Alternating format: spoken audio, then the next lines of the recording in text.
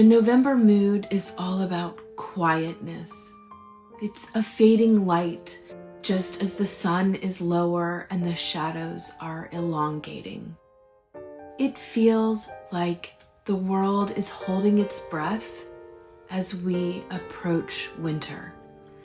The stories that we read during that very special time between the vibrance of October and the brightness of Christmas reflect that.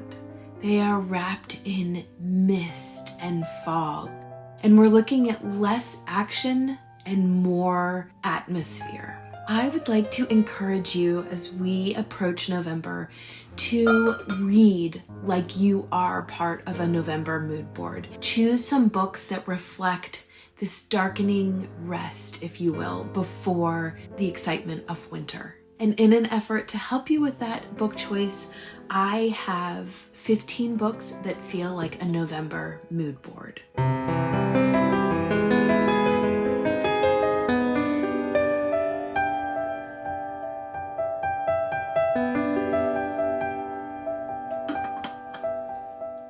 And as far as these book options that I've gathered and curated for recommendations for November, I am going to try to organize them by genre so that if you're not interested in a certain kind of genre, you can just move ahead. To start off with, I want to mention The Woman in White by Wilkie Collins. This starts with these mysterious shadowed figures meeting at a moonlit crossroads at midnight, very atmospheric. We also have a Count who is possibly the inspiration for Bram Stoker's Dracula. Wilkie Collins' Count is not actually a vampire, but he has vampiric tendencies as far as his interaction with other people. And so you have this mystery, you have danger, and I just think the aesthetic of this is so perfect for a November evening. I also just finished Jezebel's Daughter by Wilkie Collins, and that also could be a good choice for a November evening as well.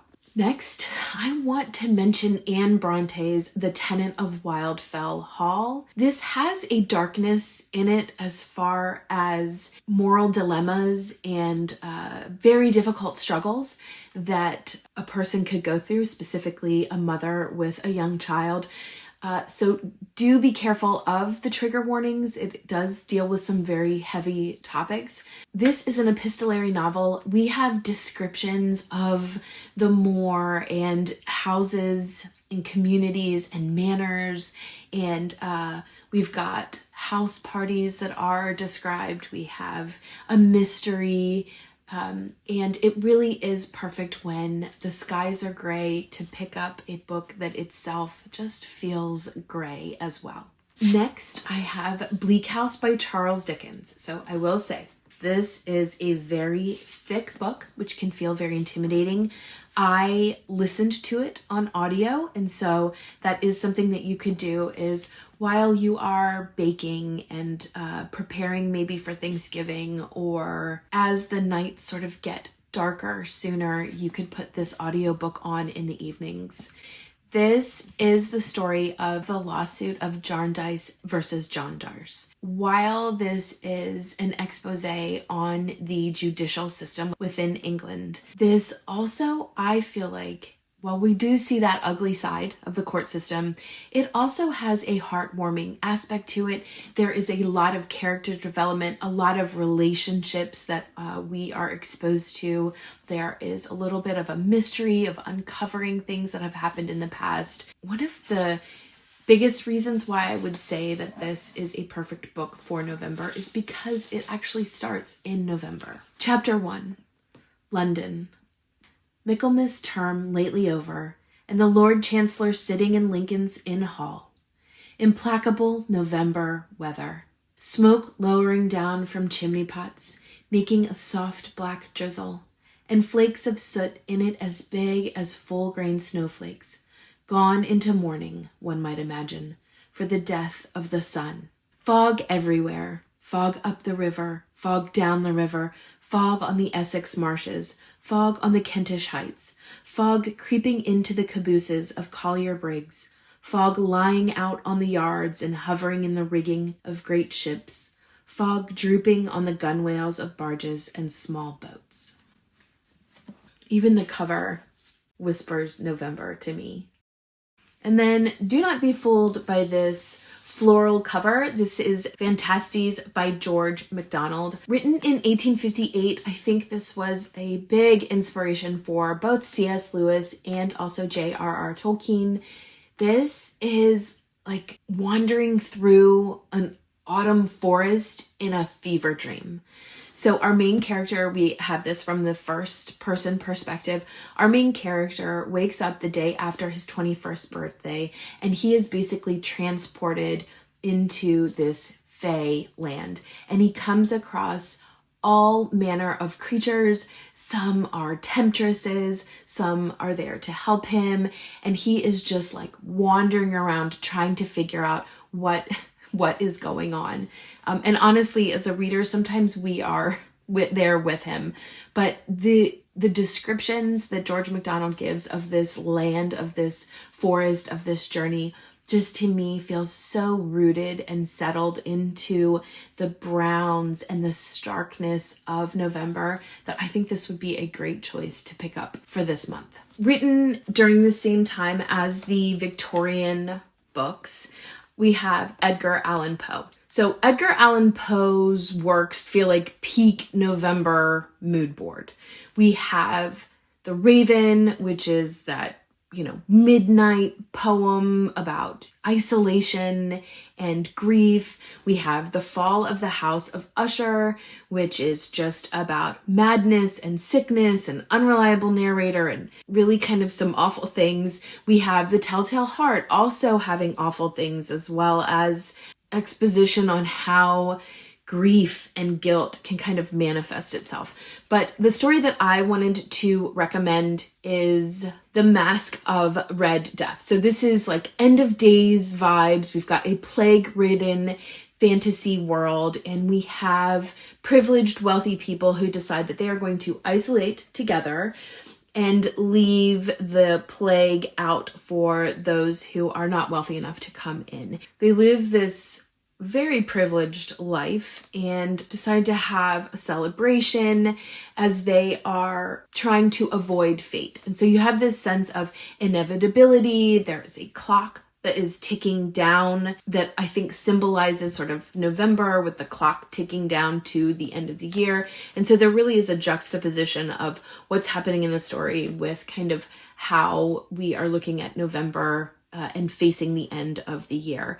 So these are people who are trying to avoid fate, and yet, of course, as we know, fate cannot be avoided. And so there's just this really kind of like little bit of horror elements as fate intersects with the people who are facing the inevitable. I do think Poe can really lean into the horror elements, but The Mask of the Red Death is one that does that, but then also I think very much wrapped in this like November feel. So next I wanted to recommend Jonathan Strange and Mr. Norrell by Susanna Clark. I realize this book is intimidatingly thick, but I do think in November we can lean into those dark nights and choose to read in the evenings, and just kind of read a little bit each night will get you through this book. So this is a very similar feel as the Victorian novels, but this is set more in Regency England. It does have fantasy. We've got a magician rivalry that is at the core of this, but there are definitely some historical fiction elements to this as well.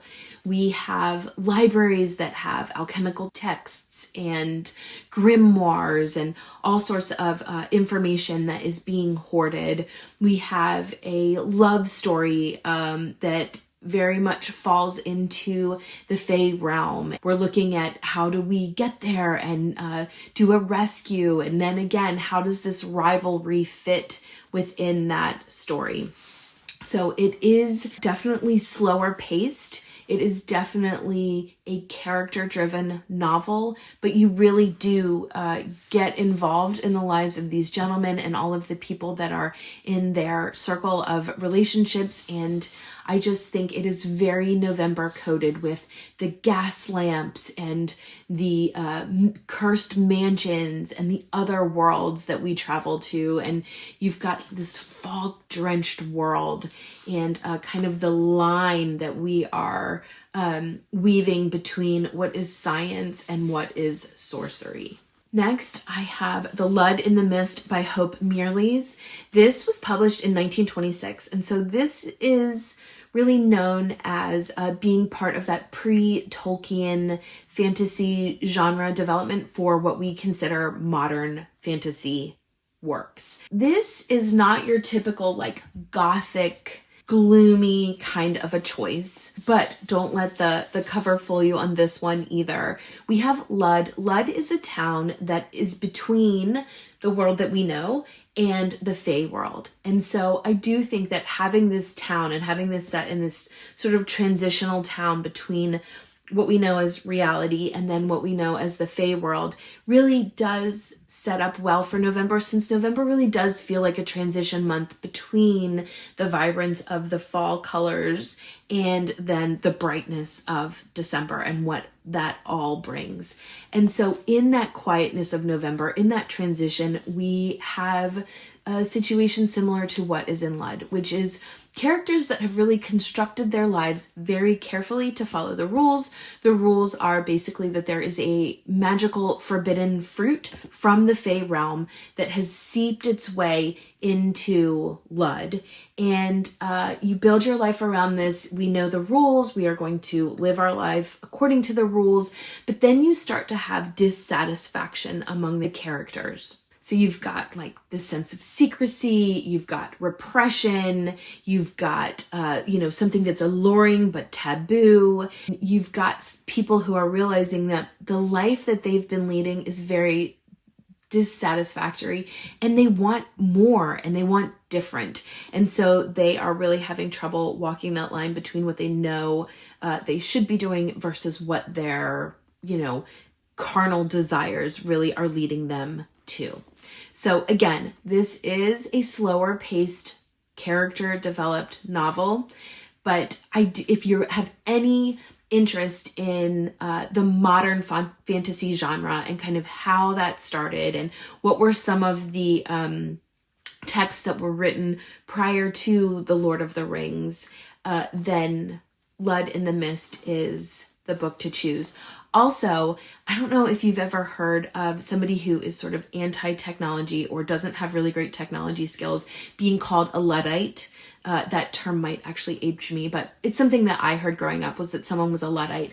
And that phrase actually came from Lud in the Mist. So just a little intriguing piece of information regarding this book as well. So before we move into the rest of the books that I have, I did want to mention Petite Suzanne by Marguerite DeAngli. If you haven't read any of her books, they are fantastic. She does her own illustrations as well, which are just fantastic. So she's got some color artwork that she includes, and then she also has just black and white drawings as well. So the reason why I wanted to choose this is, as you can tell from the cover, it is a good book for the fall. It does start earlier in the year, but because it's set in Canada, it's not like it's this super warm, hot kind of story. So, it's just always kind of windy and you don't see people wearing, they're all wearing like warm clothes. Even in the summer, we have somebody who accidentally fell into the water, and you can tell as the people are going to kind of save them, even though it is a warmer time frame, they are all dressed warmly. So, and the other part of this that makes it November is that it ends in, so we've got like ending in with Christmas. So this is very much a slice of life of a Canadian coastal family. You've got what life was like during this time period. You've got their daily life, their chores, things that happened to them, how their family all interacted. It's definitely French Canadian, and just a lovely little story that, again, if you're looking for just something that is light and pleasant to read, but also does kind of match with that November mood board, Petite Suzanne is a great option. A Shadow of the Wind by Carlos Ruiz Zafron is a translated work from a Spanish author. This is set in post-war Spain, but the entire mood to me feels very Victorian Gothic, and it definitely feels like a November novel in the sort of hidden library, super secret library that our main character gets access to, and sort of following a trail of an author and his works that are mysteriously disappearing. It is an adult novel. There is a little bit of what I would consider, it's not open door romance, but an explicit, but there definitely are descriptions that you're aware of what's happening to the character. But I do love the quest, Barcelona kind of a setting, and I do think that if you're looking for something that's a little bit more modern lit, but does still have that Gothic filter, I think that Shadow in the Wind is something that you may want to pick up and try this month. Another, what I would consider an adult novel, is Nettle and Bone by T. Kingfisher. If you watch my channel, you have heard me recommend T. Kingfisher in other videos, but I haven't mentioned Nettle and Bone very much. This was the first T. Kingfisher that I read, and I don't know if it's because it was the first one I read or because it legitimately is the best. It is my favorite. In this we have Mara, which I just love the intentionality that T. Kingfisher puts into her works. Mara means bitterness and sorrow, and our main character Mara definitely carries that mantle. She has, she's very close with her family, her sister, in fact, and her sister has gotten married and kind of left, and Mara has ended up being single, and she comes across this grave witch. She ends up acquiring like a bone dog, like a skeleton dog that is her companion. I will say in this, before I forget, there is fantastic found family elements in all of T. Kingfisher's books that I've read, but this one just does it so amazingly. And there's also always seems to be a little bit of romance, but not where you're like feeling like it's too much romance. It's just enough to kind of string the plot along. But Mara discovers that her sister is being abused, physically abused by her husband, and her entire focus in life then becomes figuring out how to extract her sister from this abusive relationship. The problem is the husband is a prince, I think, some sort of royal person with a lot of control and influence. And so it just becomes very difficult to figure out how to get her out of that situation. So this book is very thin. It obviously deals with heavy topics, but I think, again, with the skeleton dog and the dark castle dungeon areas that we end up in, it just really feels November coded. I'll just read you the first 2 sentences. The trees were full of crows, and the woods were full of madmen. The pit was full of bones, and her hands were full of wires. So there's like just wonderful little nods to, there's just these little graphic illustrations that are at the beginning of each chapter, just are wonderful. So Nettle and Bone. All right, so next I am in the YA genre. So the first one, I've recommended this before, but I think it's been a while. So I wanted to recommend The Shadow of the Bear by Regina Doman. This is a Snow White Rose Red retelling, but Regina is a Catholic, specifically a Catholic author, and she has, I think, a Catholicism veil over all of her fairy tale retellings. My favorite one is Snow White, Rose Red, and I do think this one is perfect for November. It is an urban setting, but it does follow the fairy tale really well with like the missing father and the bear metaphor. There's a love story in here that again is very wholesome. And I actually reread it again a couple years ago to see if it really stood the test of time of a retelling that I loved. And I really did enjoy it. Again, it is very modern. So there are modern elements like, you know, they're living in this urban area. And so they have to be careful of drug dealers late at night when they're traveling, and they need some protection from dangerous city inhabitants.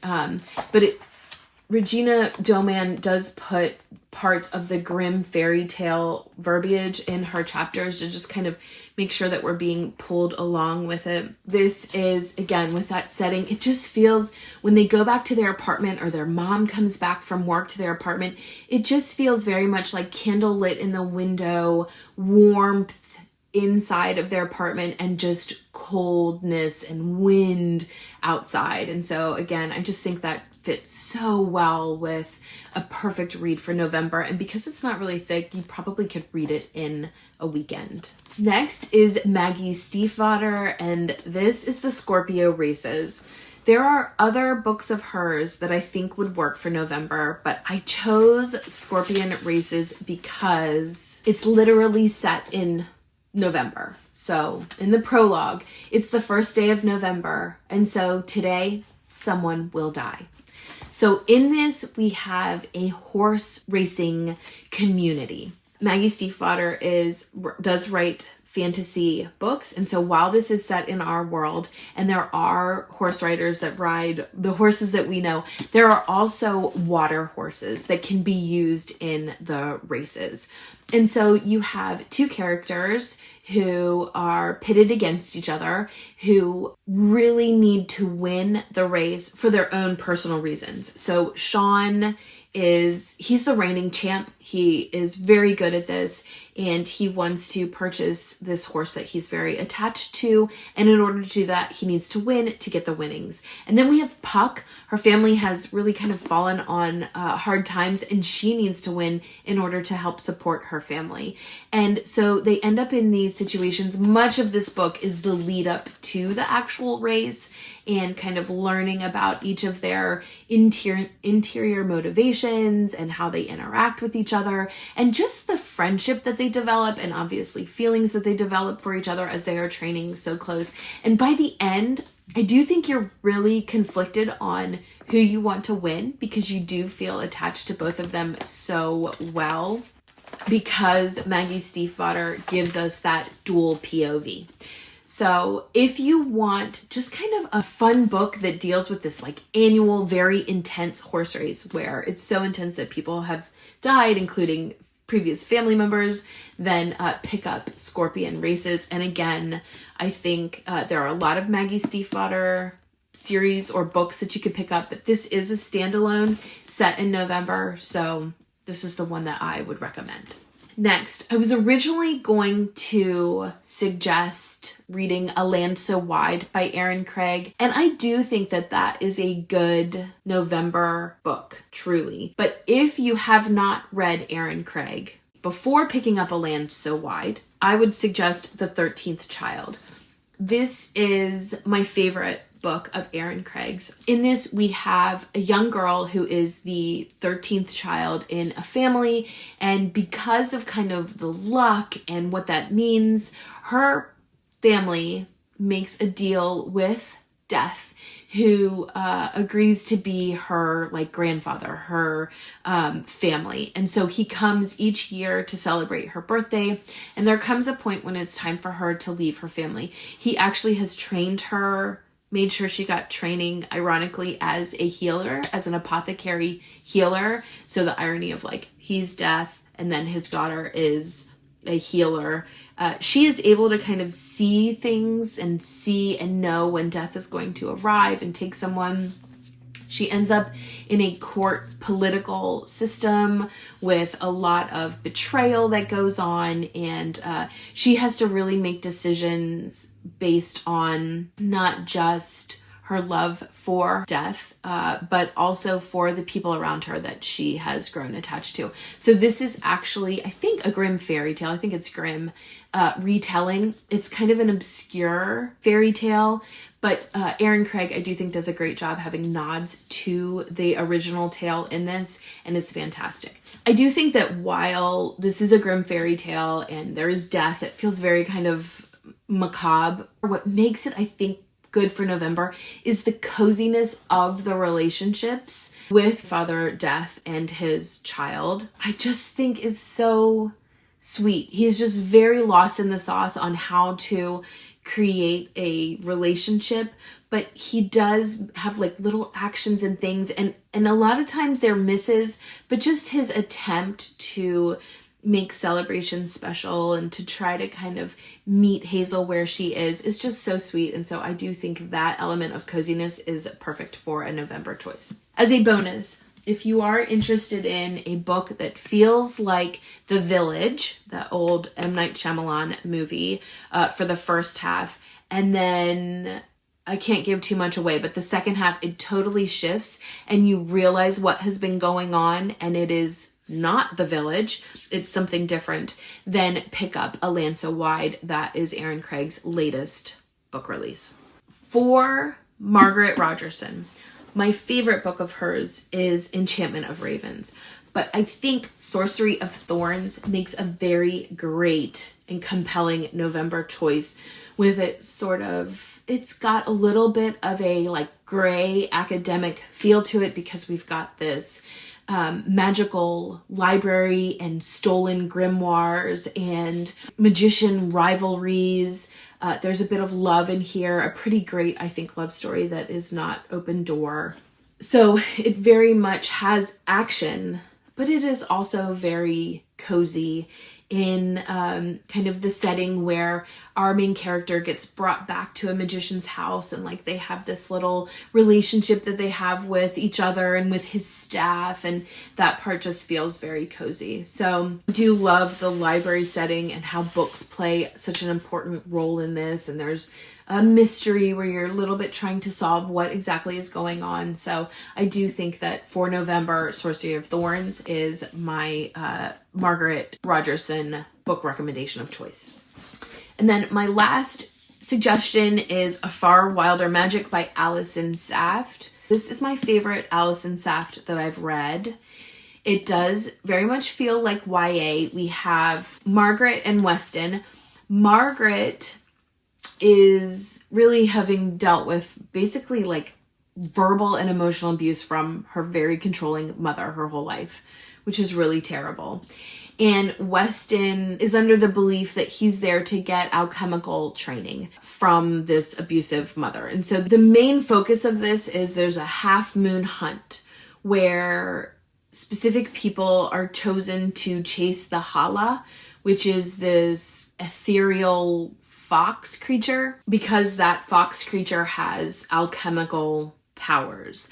And so again, as I mentioned, Weston arrived thinking he was going to be an alchemical student to Maggie's mother, but something kind of got switched up and the mother is not there to help him. And so Maggie and Weston work together on developing these like dark alchemical skills, and all with this idea that they are going to try to join the hunt for this Hala. So I think the reason why when I looked at my bookshelf and thought, okay, what to me is screaming November, this stood out mainly because of this setting where it just feels like you're out on these like misty, foggy moors, even though it's not like technically, I don't think, called moors. It's just very rural, and it just feels like what I've seen pictures of the moors looking like. And so because of that setting alone, and then add in like the alchemical skills that they're trying to develop, it just feels like the perfect setting for a November book choice. All right, so those are the books that I have to recommend for a November mood board kind of reading experience. Let me know in the comments down below what books you think of when you're thinking of like the November mood. I would love to add to my TBR and also just share discourse if I've actually read any of the ones that you have to suggest. So thanks so much for watching, and until next time.